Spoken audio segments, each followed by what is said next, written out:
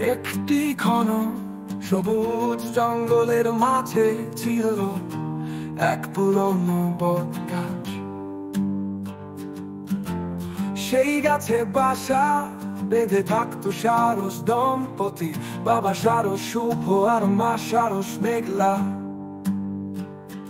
আর তাদের দুটি ছানা টুকটুকি ও টুকনু। ছোট ছানা দুটোর সবচেয়ে প্রিয় কাজ ছিল আকাশের দিকে তাকিয়ে কল্পনা করা। একদিন টুকটুকি জিজ্ঞেস করলো, মা আমরা কবে আকাশে উড়বো?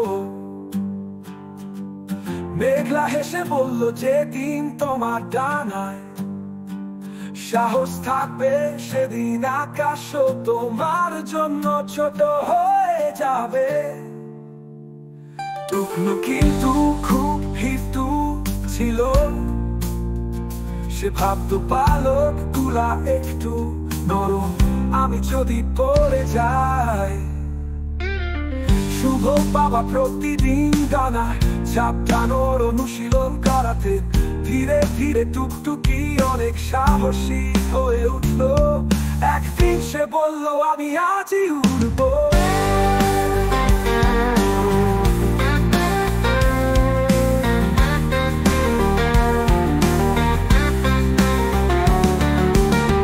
টুকটুকি ডানা মেলে দিল, প্রথমবারেই সে একটু উড়তে পারলো। মা বাবা খুশিতে ডানায় ডালি দিলে টুকনু একদম অবাক।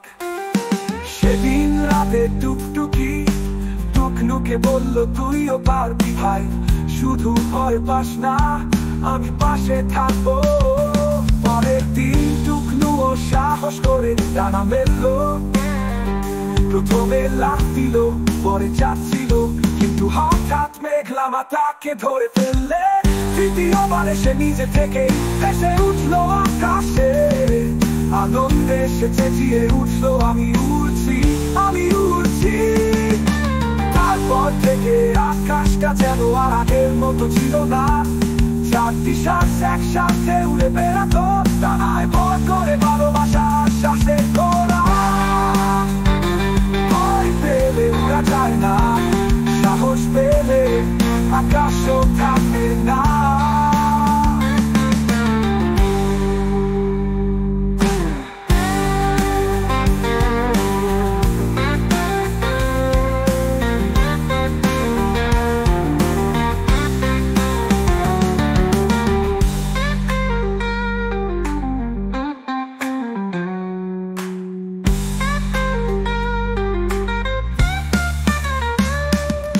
কিন্তু খুব ভীতু ছিল, সে ভাবতো পালক গুলা একটু নরম, আমি যদি পড়ে যাই।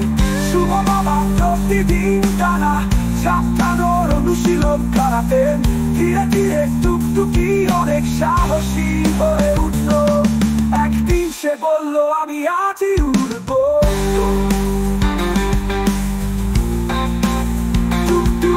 ডানা মেলে দিল, প্রথমবারেই সে একটু উড়তে পারলো। মা বাবা খুশিতে ডানায় তালি দিলেন। টুকনু একদম অবাক।